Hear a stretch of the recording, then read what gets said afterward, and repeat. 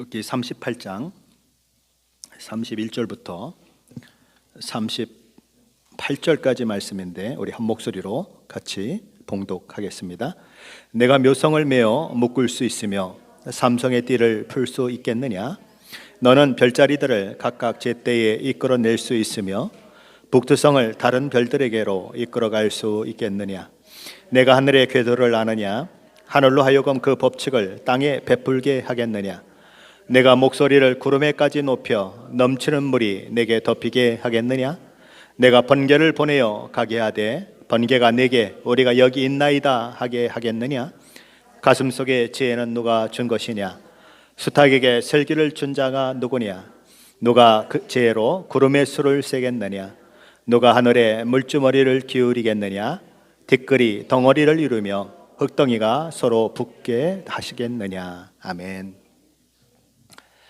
이제 거의 욥기서가 끝나가는 그런 시점에 있습니다. 여러분 욥기서를 어떻게 들으셨는지 모르겠습니다. 저는 욥기서를 강해하면서 참 여러 번 좌절을 겪습니다. 야, 내가 괜히 욥기서를 시작했구나. 그런 생각을 할 때가 참 한두 번이 아니었습니다. 왜냐하면 풀어가는 게 그렇게 쉽지가 않더라고요. 매일 똑같은 얘기를 할 수도 없고 그런 상황 가운데 그래서 하나님 앞에 기도할 수밖에 없었고, 하나님 내 생각은 여기까지밖에 안 됩니다. 하나님 지혜를 주십시오. 그렇게 기도할 수밖에 없었던 시간들이 얼마나 많았는지 모릅니다.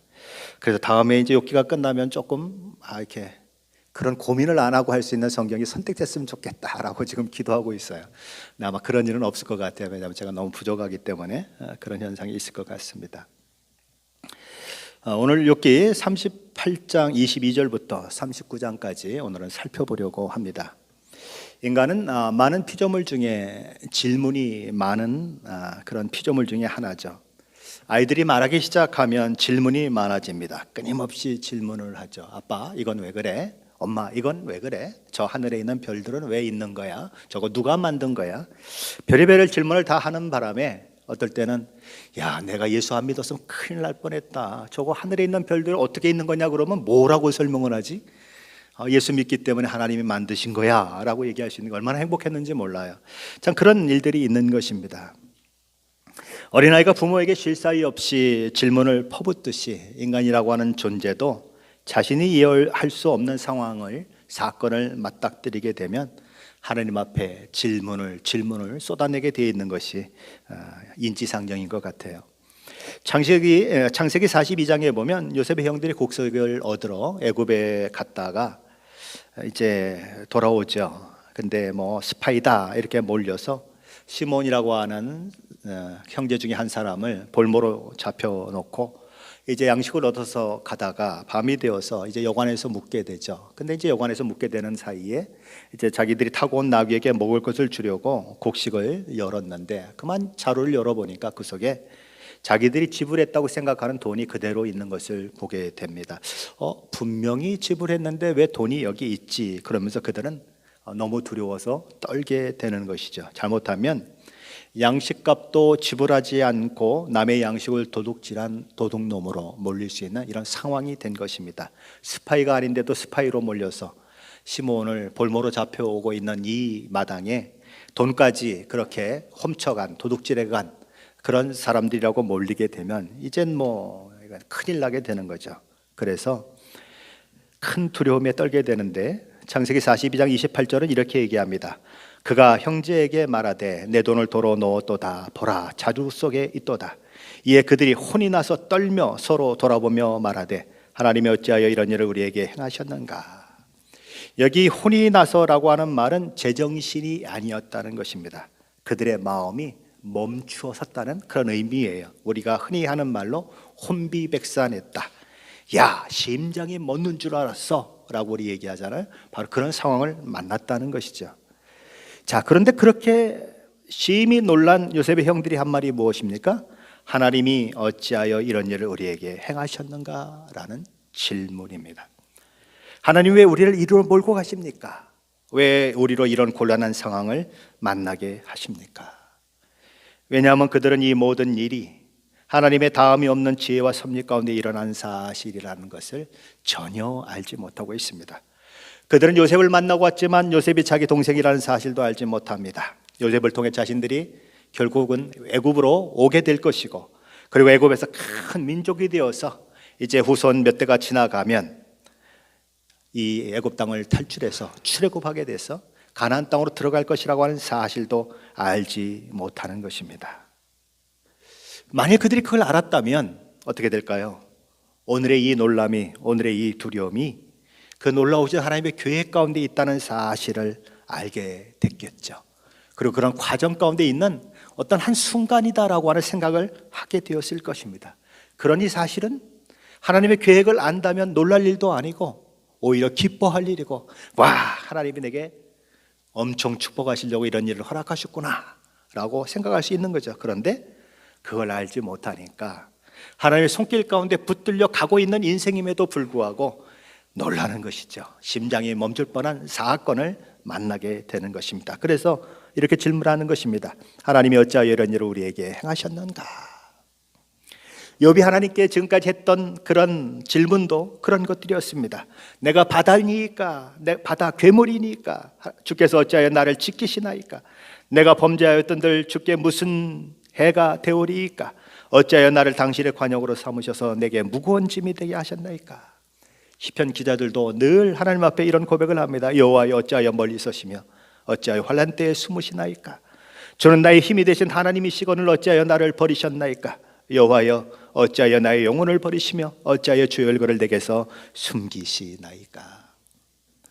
욥의 고백이고 시편 저자의 고백이고 고난과 어려움을 당할 때 저와 여러분의 고백이에요. 왜요? 하나님의 일하심이 눈에 들어오지 않기 때문에 그래요. 하나님이 이 일을 통해서 분명히 선을 이루어내신다고 성경은 약속하고 있지만 믿음이 발휘되지 않으니까 불안한 것입니다. 힘든 거예요. 욥이 지금까지 하나님의 일하심을 일하지 못해서 끊임없이 질문을 퍼부었는데, 이제는 욥을 깨우치기 위해서 하나님이 쉴 새 없이 질문을 퍼붓고 계신 것이 이 욥기 38장, 39장, 40장의 말씀인 것입니다. 이젠 질문자가 바뀌었어요. 욥에서 하나님으로 바뀌었습니다. 하나님의 질문은 이렇게 시작되었습니다. 너는 대장부처럼 허리를 묶고 내가 네게 묻는 것을 대답할지니라. 고난에 지쳐서 믿음을 놓아버린 자가 아니라 정신 똑바로 차리고 내가 누구인지 생각하고 하나님의 질문 앞에 서라는 것입니다. 그래서 지난 시간에 이어서 오늘도 욥을 향한 하나님의 질문이 계속되는 것입니다. 하나님께서는 욥에게 내가 눈 곳간에 들어가 보았느냐라고 물으십니다. 우박 창고를 보았느냐고 물으십니다. 눈과 우박이 어떻게 생겨나고 어떻게 내리는지 아느냐라고 하는 질문이죠. 그리고 누가 홍수를 위하여 물길을 터주었느냐라고 말씀합니다. 왜 물은 위에서 아래로 흐를까요? 왜 세수하고 나서 거기 물을 가득 담아놓고 세수하고 나서 그리고 비누칠을 하고 싹 닦고 나서 그리고서 막았던 마개를 딱 열면 물이 내려갈 때 왜 물이 빙빙빙빙 돌면서 내려갈까요? 왜 그럴까요? 그걸 한번 과학적으로 증명하려면 여러 가지 과학적인 법칙들이 거기 적용이 돼야 되는 것이죠. 물이 낮은 곳으로 흐르도록 지구의 중력의 법칙을 만들어 놓으신 분도 하나님이시고, 아무리 많은 홍수가 나더라도 바다에 들어가면 내가 언제 물이 들어왔느냐라고 바다가 이야기할 정도로 그렇게 넓은 바다를 만들어 놓으신 분도 하나님이시죠. 하나님께서 욥에게 누가 우레와 번개의 길을 내어줬냐고 물으십니다. 어떻게 구름과 구름이 부딪혀서 천둥 소리가 나고 구름과 구름이 부딪혔는데 전기 스파크가 일어나는 것처럼 번개가 치게 되는 일들이 있게 되었는가 묻는 거죠. 하나님께서 그렇게 설계해 놓으셨기 때문이라는 것이죠. 하나님은 또한 아무도 살지 않는 광야에 비를 내리게 하시는 분이 누군지 너는 아느냐라고 묻습니다. 비가 어떻게 내리며 이슬방울이 어떻게 내리는지 아느냐라고 물으십니다. 얼음이 어떻게 만들어지는지 너는 아느냐? 심지어 짠 소금이 포함되어 있는 바다에 얼어붙은 빙하가 있는 것을 너는 아느냐 묻고 있습니다. 얼음이 왜 생겨요? 온도가 차가우니까 생기죠. 온도가 차가우면 왜 물이 얼어요? 하나님이 물을 얼도록 만드셨기 때문에 그렇습니다. 인간은 현상만 이해할 뿐이지 그 근본적으로 왜 그런 일이 일어나는지 알지 못하는 것이죠. 오늘 38장 28절로 30절 말씀인데 우리 다시 한번 함께 읽어봅니다. 28절로 30절입니다. 비에게 아비가 있느냐? 이슬방울은 누가 낳았느냐? 얼음은 누구의 태에서 났느냐? 공중의 소리는 누가 낳았느냐? 물은 돌같이 굳어지고 깊은 바다의 수면은 얼어붙느니라. 별다른 생각 없이 뭐 원래 그게 그런 거지 뭐라고 바라보면 별거 아닌 것 같아요. 그러나 심각하게 생각하고 또 생각하면서 그것들을 바라보면 신비하기 짝이 없는 것입니다. 하나님께서 하늘에 있는 별들이 각기 자기의 자리에서 일정한 간격으로 묶여 있는 것을 풀어낼 수 있느냐라고 욥에게 물으십니다. 묘성을 메어 묶을 수 있으며 삼성의 띠를 풀 수 있느냐라고 물으십니다. 묘성은 우리가 황소자리라고 이름하는 별자리를 말합니다. 여기는 여러 개의 별들이 우리 눈에 보여요. 그런데 거기 한 개의 별처럼 보이는 것이 수천 개의 별들이 하나로 묶여 있어서 한 개의 별로 보인대요. 근데 너무나 멀리 떨어져 있으니까 우리는 그것이 한 개의 별로 보이는 것입니다. 바로 그렇게 별과 별 사이에 인력이 작용해서 하나의 덩어리처럼 그렇게 되어 있는 그 별들, 그것들이 있다는 것입니다. 너가 그렇게 묶어 놓을 수 있느냐라고 말씀하시는 거죠. 여기 삼성은 오리온 성자의 별들을 가리킵니다. 그런데 이 오리온 성자를 보면 이렇게 사람 모양이 딱 있는데 허리 부분에 이렇게 별이 세 개가 나란히 세 개가 있습니다. 그래서 오리온 성자의 허리띠다라고 얘기합니다. 그러니까 오리온 성자의 세 개의 별이 나란히 있는 것을 오리온 성자의 허리띠라고 얘기하는데 하나님께서는 그 허리띠를 네가 풀어낼 수 있느냐라고 이야기하고 있는 것입니다. 하나님 또한 뭘 말씀하십니까? 저기 저 자리에 떠 있는 북두성을 다른 별자리로 옮겨 놓을 수 있느냐라고 물으십니다. 북두성은 우리에게 친숙한 북두칠성을 부르는 별자리죠. 욥은 뭐라고 대답할 수 있을까요? 못합니다. 그것밖에 없는 거죠. 욥기 38장 36절에서 하나님은 또 희한한 말씀을 하십니다. 한번 보실까요? 36절입니다. 같이 읽습니다. 가슴속의 지혜는 누가 준 것이냐? 수탉에게 슬기를 준 자가 누구냐? 여기 이 가슴속이라고 하는 이 히브리 언어는 따오기로 번역이 되는 단어입니다. 그래서 공동번역 성경은 36절 말씀을 이렇게 번역했습니다. 누가 따오기에게 지혜를 주었느냐? 누가 닭에게 슬기를 주었느냐? 갑자기 따오기는 왜 나오고 갑자기 닭은 왜 나오는 걸까요? 고대 사회에서 따오기와 수탉은 임박한 비를 예고하는 동물로 알려져 있었습니다. 이집트에는 많은 비가 내리게 되면 홍수로 인해서 나일강이 범람하는 일들이 있게 되는데 이로 인해서 막대한 피해를 입을 수밖에 없는 그런 상황들이 만들어지는 것입니다. 그래서 많은 비가 내리는 것을 미리 예고하는 따오기의 존재가 그들에게는 아주 굉장히 귀한 것입니다. 그래서 고대 이집트 법률에 따오기를 죽이는 자는 사형에 처한다라는 그런 법률까지 만들어졌다고 하는 것이죠. 그래서 이집트에서는 이 검은 따오기를 지혜의 신으로 숭배합니다. 이집트 신 중에서 토트, TOTH라고 하는 신이 있는데 이 신의 그 얼굴을 보면 새 모양으로 된 까만 새 모양으로 된 그런 모습을 가지고 있습니다. 바로 이 따오기를 상징화한 그런 신인 것이죠. 그래서 이제 메시지 성경은 이렇게 의역을 했습니다. 누가 날씨를 분별하는 지혜를 따오기에게 주었으며 폭풍을 감지하는 능력을 수탉에게 주었느냐? 갑자기 따오기가 나오고 갑자기 왜 닭이 나오느냐? 이래서 나온다는 것입니다. 특별히 이 세번역 성경은 아예 나일강이라고 하는 말까지 거기다 집어넣어 버렸어요. 성경에 없는 단어를 집어넣어서 의역을 했는데 조금 지나친 의역이기는 하지만 그 의미는 잘 전달하고 있는 것은 사실이기 때문에 제가 한번 읽어보겠습니다. 강물이 범람할 것이라고 알리는 따오기에게 나일강이 넘칠 것이라고 말해주는 이가 누구냐? 비가 오기 전에 우는 수탉에게 비가 온다고 말해주는 이가 누구냐? 바로 그런 의미라는 것입니다. 하나님께서 이제 37절에서는 누가 구름을 만들어 놓았으며 구름으로 누가 비를 내리게 하느냐라고 물으십니다. 신기하지 않아요? 구름이 어떨 때는 하얀 구름이 되었다가 조금 어두운 구름이 되었다가 아주 새카만 구름이 되었다가 그러면 이제 비가 쏟아지잖아요. 신기하잖아요. 어떻게 물이 하늘에 떠 있을 수 있을까? 우리는 뭐 아무것도 아닌 걸 생각하지만 깊이 들어가면 아주 굉장히 놀라운 것입니다. 저는 욥기를 읽으면서 늘 놀라는 게 하나 있습니다. 38절 말씀이에요. 우리 38절인데 한번 같이 읽어볼까요? 38절입니다. 티끌이 덩어리를 이루며 흙덩이가 서로 붙게 하겠느냐. 이게 난 너무 신기해요. 여러분 어떻게 생각하십니까? 어떻게 흙덩이가 이게 붙느냐는 거예요.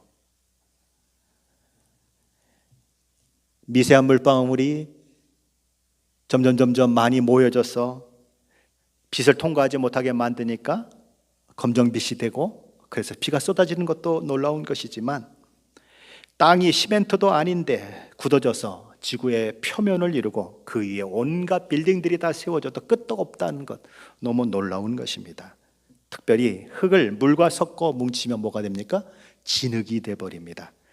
거기다가 더 나아가서 그 진흙을 토기로 만들어서 뜨거운 불에다 딱 구우면 항아리가 되고 도기가 됩니다. 놀랍지 않습니까? 여러분 아침마다 혹시 계란 후라이를 해서 먹습니까? 아니, 계란 후라이를 불에다가 그냥 갖다 올려놓기만 했는데 그게 어떻게 굳을까요?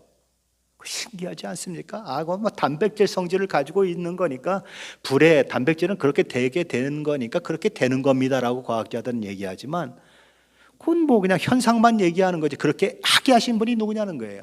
하나님이 그렇게 하셨다는 거예요. 우리는 너무나 당연한 것을 모든 것을 여깁니다. 그런데 참 신기한 겁니다. 저는 어릴 때 이런 생각을 해봤어요. 지구가 둥글다는데 그럼 지구 밑에 있는 사람은 왜 안 떨어질까? 그 생각 한번 해보셨어요? 아니, 거꾸로 매달려 있잖아요. 지구 밑에 가 있으면. 근데 왜 안 떨어지냐고요. 이게 신기하잖아요. 뭐 지구의 중력 때문이다. 그럼 중력은 누가 만드셨어요? 하나님이 만드셨다는 거예요. 사실은 깊이 들어가면, 그래서 천체를 연구하는 사람 중에 그리스도인들이 너무 많아요. 왜냐하면 연구하면 연구할수록 하나님의 존재를 인정하지 않을 수가 없는 그런 상황에 맞닥뜨리기 때문에 그러는 거예요. 인체를 정말 깊이 내다보는 사람들도 인체 속에 우주가 들어있다 그러잖아요. 그래서 인체를 계속 연구하는 의사들도 인체를 연구하면서 하나님의 존재를 인정하고, 수술할 때 하나님 앞에 먼저 기도한다잖아요. 하나님, 나는 그냥 하나님이 창조하신 것을 잠깐 건드릴 뿐입니다.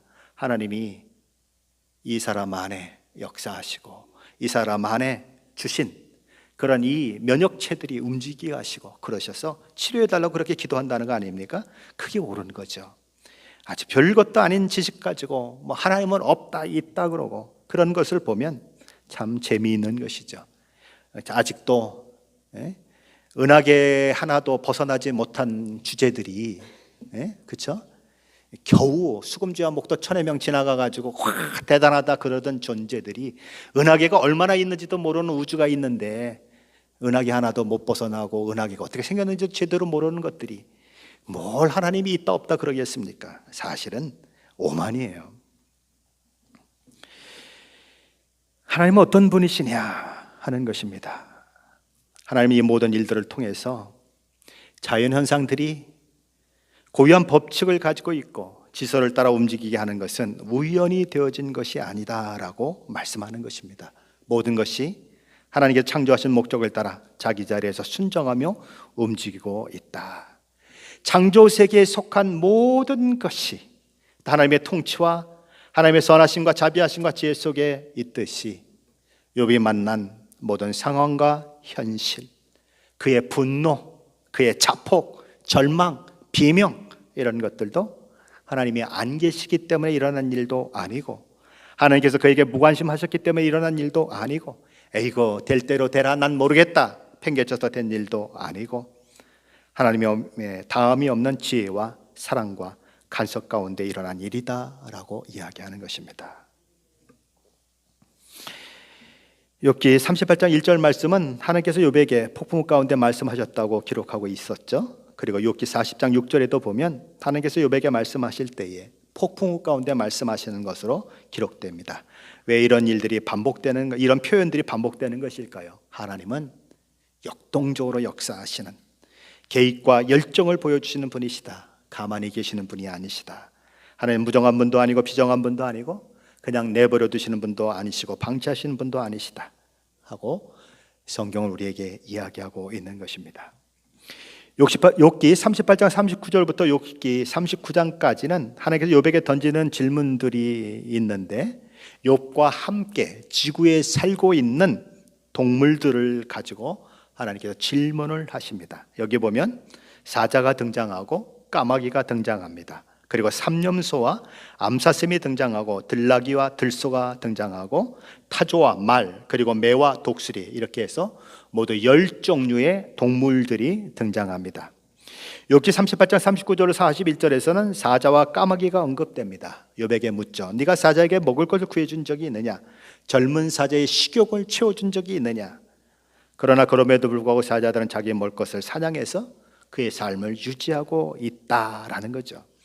욥은 까마귀 새끼가 배고프다고 울부짖을 때에 그것을 위해 먹이를 구하여 준 적도 없습니다. 하지만 까마귀 새끼조차 그 먹을 것을 하나님께서는 다 준비해 놓으셨다.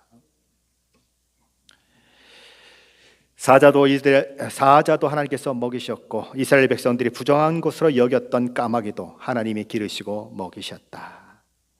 그리고 이제 39장 1절로 4절에서는 하나님께서 욥에게 산념소와 암사슴이 새끼를 몇 달 만에 낳는지를 아느냐라고 물으십니다. 몇 달 만에 낳는가 하는 것은 누가 정해 놓습니까? 하나님이 정해 놓으신 것이죠. 사람이 몇 달 만에 아기를 낳는가? 왜 그렇게 꼭 그때만 낳아야 왜 되는가? 왜 15개월이면 안 되고 20개월이면 안 되는가? 하나님이 정해 놓으셨기 때문에 그렇다는 거예요. 이제 5절과 8절에서 보면 사람이 부리는 나귀와 달리 들나귀들이 들판을 가로질러 자유롭게 다니게 하신 분도 하나님이시다라고 말합니다. 그리고 9절로 12절에 보면 사람들이 소의 힘을 이용해서 밭을 갈고 논을 갈아서 곡식을 심고 하는 일을 하기도 하지만 그보다 몇 배나 더 크고 힘이 좋은 들소를 잡아서 밭을 갈거나 논을 가는 일은 하지 못한다. 그 이유가 뭐냐? 들소는 사람들에게 길들여지지 않기 때문이다. 힘이 세다고 무작정 갔다가 농사 지을 수는 없다. 코뿔소가 힘이 세니까 그걸 묶어다가 쟁기 갈 수는 없지 않느냐? 왜 그런 일이 일어나느냐? 하나님은 걔네들은 그렇게 걔네들대로 살도록 그렇게 해놓으셨기 때문에 길들지 않는다. 그래서 길들지 않기 때문에 걔들은 집에다가 데려다가 그렇게 부릴 수 없다. 그렇게 얘기하는 것입니다. 욥기 이제 39장 13절로 17절에서는 하나님께서 타조에 대해 말씀하십니다. 타조의 시력은 25래예요. 무슨 말인지 이해되십니까?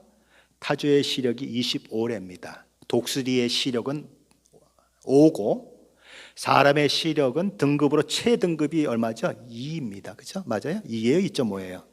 2.5? 네. 자, 그러니까 뭐 2.5라 그래도 얼마나고요? 타조가 25. 사람의 10배 눈이 더 좋은 거예요. 근데 이 타조, 제가 그래서 오늘 타조를 한번 좀 이렇게 동영상을 봤는데 타조 눈이 참 이쁘더라고요. 위아래로 눈썹이 있어요. 그리고 눈이 이렇게, 우리는 위아래로 감기는데 눈이 이렇게 감겨요. 이렇게 옆으로 감기더라고요.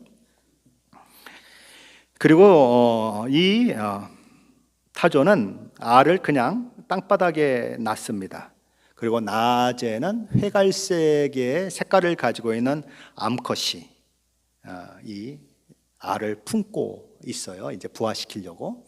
그리고 밤이 되면 검은색의 타조가, 검은색은 몽땅 다 뭐냐면 순놈이에요.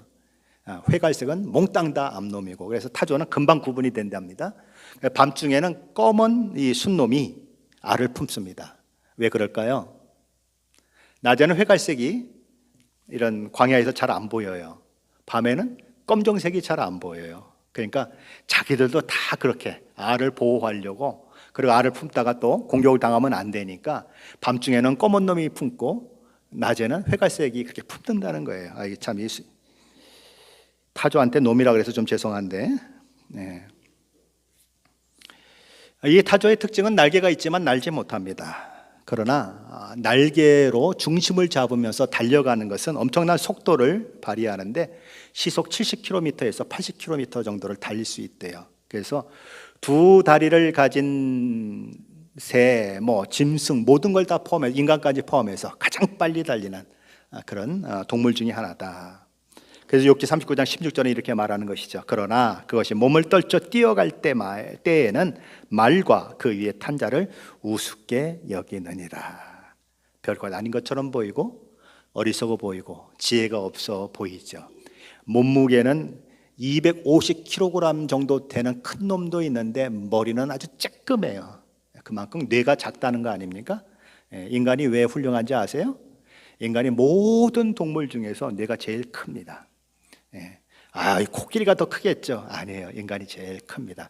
인간의 뇌가 이렇게 쭈글쭈글 돼 있잖아요. 이걸 다 계산하면 인간의 뇌가 가장 큽니다. 그래서 인간이 가장 똑똑한 거예요. 근데 이 타조는 250kg이나 되고 키가 거의 2m 50 정도까지 막 그렇게 큰 놈도 있는데 머리는 요만해요. 그래서 어리석은 걸로 여기 지금 표시가 되는 거죠. 참새가 어리석다 그러지 않습니까? 금방 잡힐 것 같다가도 또 와요 거기, 그죠?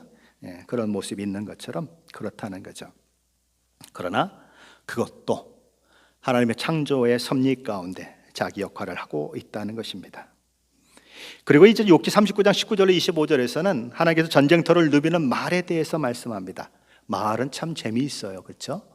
어떻게 창과 칼이 그 앞에서 막 휘두르고 있는데도 이 말은 위에 탄 사람이 이렇게 부리는 대로 막 전쟁터로 막 뛰어들어갑니다. 죽을 줄 모르고 막 뛰어들어가잖아요. 그래서 뭐 밑에서 막 창으로 배를 찌르면 말이 막 휘잉 하고 막 넘어지는 모습도 나오고 영화에 보면 참 말이 그런 모습이 있는 것입니다. 그런데 그 말에게 힘을 준 자가 누구냐라고 하나님 물으시는 거죠. 막 그냥 갈기를 막 이렇게 막 곤추 세우고 막 달려가는 말, 그 갈기는 누가 만들어 준 것이냐 하나님 물으시는 것입니다. 욥에게 또 뭘 물으십니까? 매와 독수리에 대해서 물었죠. 가장 높이 나는 새 중에 하나인 매와 독수리를 그렇게 얘기하며 하나님 물으십니다. 매가 떠올라 남쪽으로 향하는 것, 그리고 독수리가 낭떠러지에 집을 짓고 뾰족한 바위 끝이나 험준한 곳에 사는 것이 너 욥으로 말미암은 것이냐라고 물으십니다. 욥은 뭐라고 대답해야 되죠? 아닙니다 라고 대답할 수밖에 없는 거죠. 그것처럼 눈에 보이고 사람과 함께 지구상에 살고 있는 동물들에 대해서도 제대로 아는 것이 없는 욥인 것입니다. 그런데 하나님께서 온 세상을, 하나님께서 창조하신 모든 세계를 하나님의 생각과 지혜와 섭리 가운데 이끌어가는 것을 욥이 어떻게 알 수 있겠느냐는 거죠. 인간은 하나님을 다 아는 것처럼 얘기를 해요. 하나님이 이래서 이걸 하실 것이다, 저걸 하실 것이다, 하나님이 계시다면 왜 이런 일이 일어나느냐 이야기하지만 하나님이 온 우주를, 모든 피조물을 하나님의 섭리와 계획 가운데 이끌어가는 걸 인간은 알 수 없다라는 것을, 이런 것들을 통해서 하나님은 욥에게 보여주시는 것이지요. 사실 우리는 몇 초 뒤에 일어날 일도 알지 못합니다. 그런데 영원부터 영원까지 섭리하시고 역사하신 하나님의 일하심을 어떻게 다 알 수 있는가? 욥은 참 지혜로운 사람이에요. 세 명과 함께 지혜 대결에서도 결코 뒤지지 않을 만큼 그렇게 함으로써 그대의 입을 닫게 만들었던 사람이에요. 그러나 그가 가진 지식도 미천하기 짝이 없는 지식에 불과하다. 잘 모른다는 거예요. 요셉도 그랬죠. 요셉도 억울하고 분한 것밖에 없지 않았습니까? 엉엉 울면서 형들이여 나를 좀 살려주세요 라고 그렇게 구덩이에서 울부짖었지 않았습니까? 그런데 종으로 팔려서 또 거기서도 또 그 주인 마님 때문에 억울한 누명 쓰고 그래가지고 또 감옥에 들어갔는데 거기서 또 이것저것 뭐 이렇게 꿈을 해석해줘서 자기가 나가면 너를 반드시 내가 왕에게 말씀드려서 풀려나가겠다고 아주 그냥 찰떡같이 그렇게 약속을 하고 나갔는데 뭐예요? 나가더니 잊었더라. 그래서 또 2년이 지나가지 않습니까? 그런 정말 내 인생이 왜 이러냐, 내 인생이 왜 이렇게 자꾸 꼬이냐, 우리 생각으로 하면 그렇잖아요. 꼬이는 거잖아요. 하는 일마다 꼬이는 거잖아요. 잘못되잖아요. 그런데 하나님이 그 일을 통해서 요셉을 애굽의 총리로 만들어내시고 이스라엘을 구원하는 일이 될 줄 누가 알았겠습니까? 그게 하나님의 일하심이라는 것입니다. 하나님의 놀라운 일하심이라는 거예요. 세상을 살아가는 모든 생명체들이 자기 자리에서 자기 방식대로 살아가는 것은 그들을 창조하신 하나님께서 그들을 그렇게 살도록 하셨기 때문입니다. 마찬가지로 하나님께서 인간을 만드셨을 때에는 거기에 하나님의 목적이 있다는 것입니다. 하나님이 무엇을 위해 살아야 하는가? 어떻게 살아야 하는가? 하나님께서 이미 인간을 창조하실 때 미리 정해 놓으셨어요. 창세기 1장 26절로 28절인데 제가 한번 읽어보겠습니다. 하나님이 이르시되 우리의 형상을 따라 우리의 모양대로 우리가 사람을 만들고 그들로 바다의 물고기와 하늘의 새와 가축과 온 땅과 땅에 기는 모든 것을 다스리게 하자 하시고, 하나님 자기 형상 곧 하나님의 형상대로 사람을 창조하시되 남자와 여자를 창조하시고, 하나님이 그들에게 복을 주시며 하나님이 그들에게 이르시되 생육하고 번성하여 땅에 충만하라, 땅을 정복하라, 바다의 물고기와 하늘의 새와 땅에 움직이는 모든 생물을 다스리라 하시니라. 오직 모든 피조물 중에서 하나님의 형상대로 하나님의 성품을 닮은 자로 만들어진 피조물은 인간밖에 없다는 것입니다.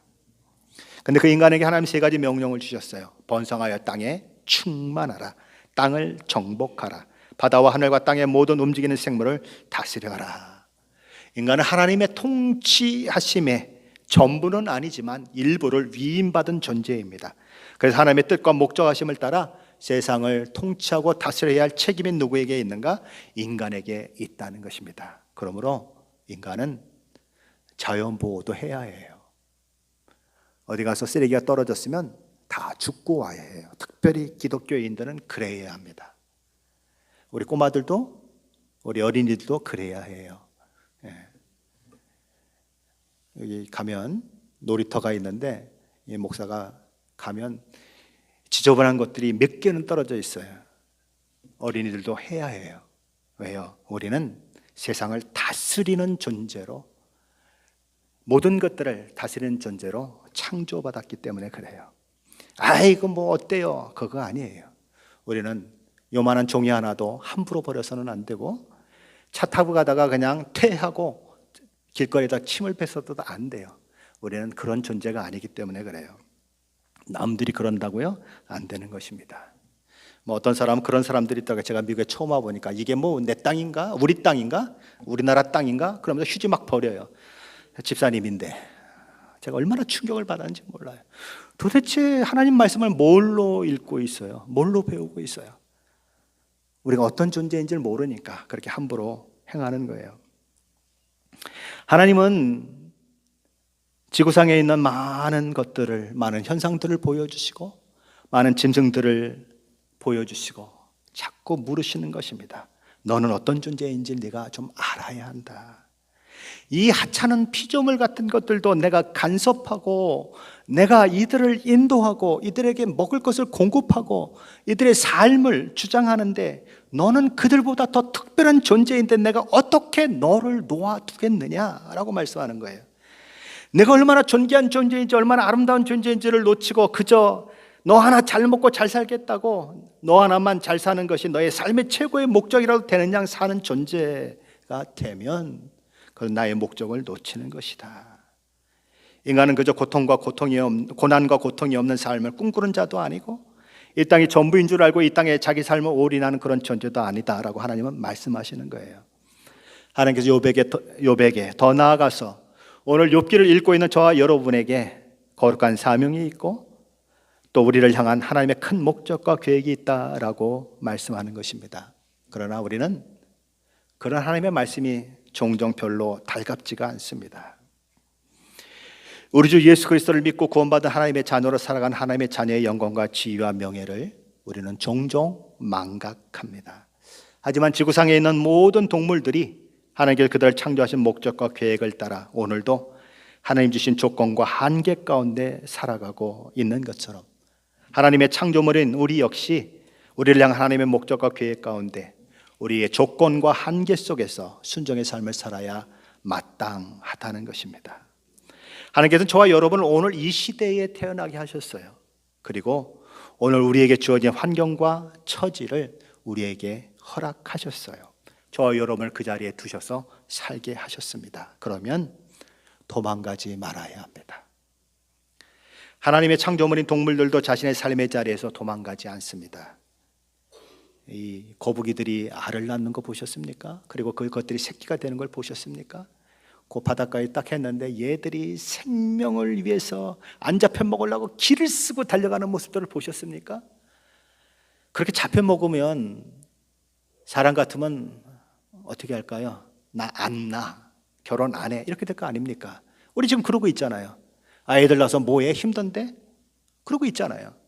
근데 거북이들은 안 그러는 거예요. 잡혀먹는 것을 봐도 계속 똑같이 창조된 그 목적대로 낳고 기르고 하는 일들을 하는 거예요.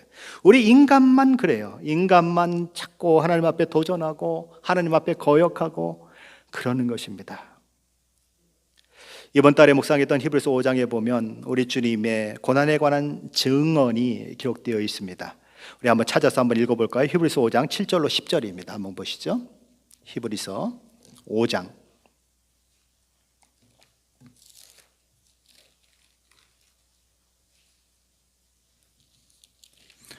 7절로 10절 말씀인데 한번 같이 읽어봅니다.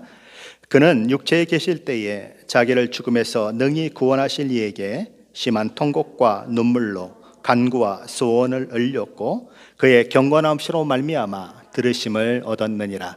그가 아들이시면서도 받으신 고난으로 순종함을 배워서 온전하게 되셨은즉 우리에게 순종하는 모든 자에게 영원한 구원의 근원이 되시고 하나님께 멜기세덱의 반차를 따른 대제사장이라 칭하심을 받으셨느니라. 성자 하나님이 성육신 하셨다는 것이 어떤 의미일까요? 시간과 공간을 초월하셨던 창조주 하나님이 스스로 시간과 공간에 갇힌 피조물과 같은 존재가 되었다는 것입니다. 온 천지가 그분의 손바닥 위에 놓아도 작을 만큼 그렇게 크신 하나님이 성육신 하심으로 인해서 한나절만 걸어도 다리에 피곤함을 느끼셔야 했습니다.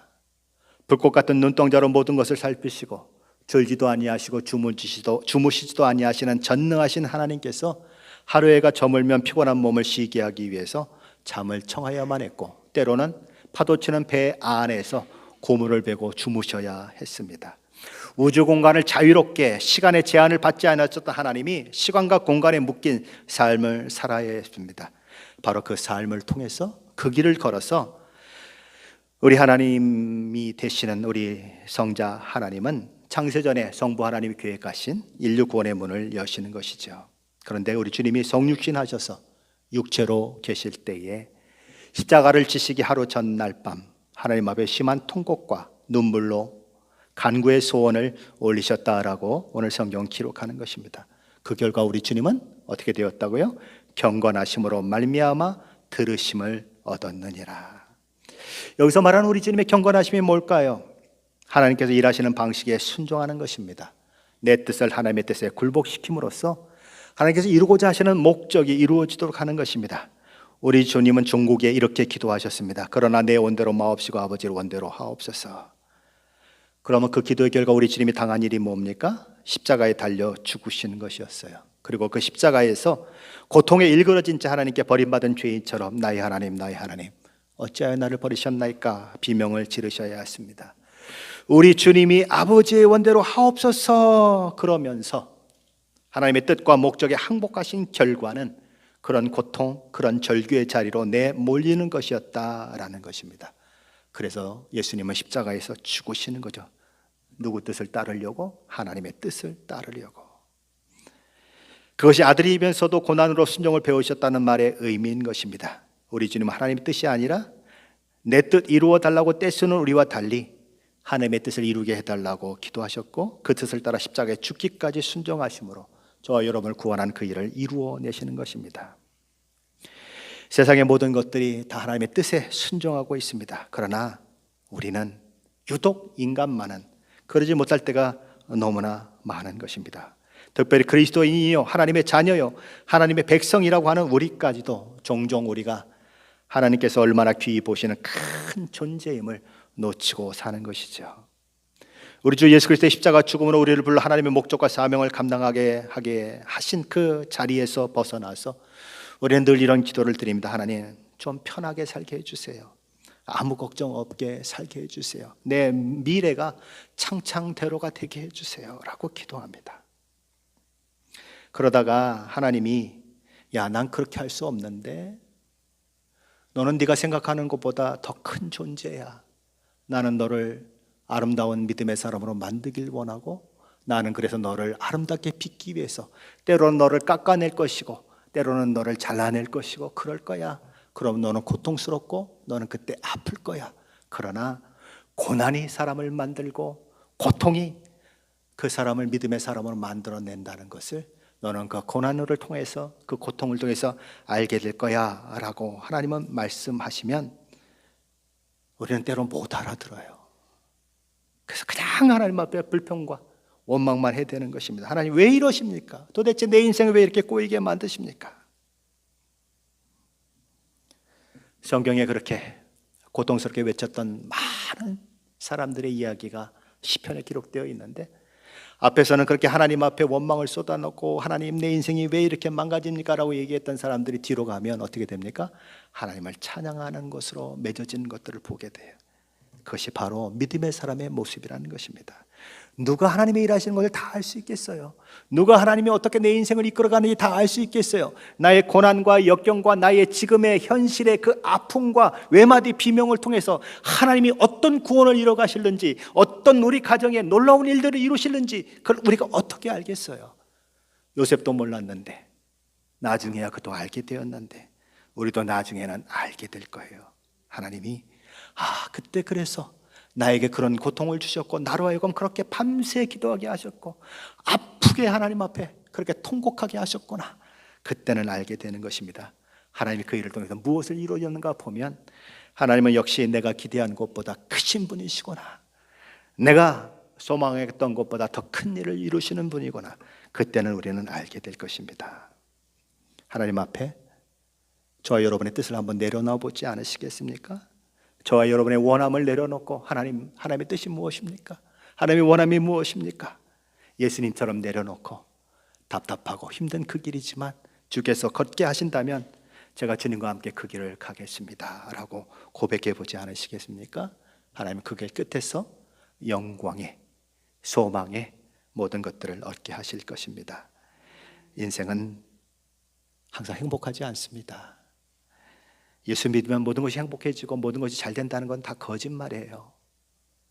근데 그런 메시지에 귀를 기울이고 수만 명들이 그냥 모여서 열광하는 그런 시대를 우리는 살아가고 있습니다.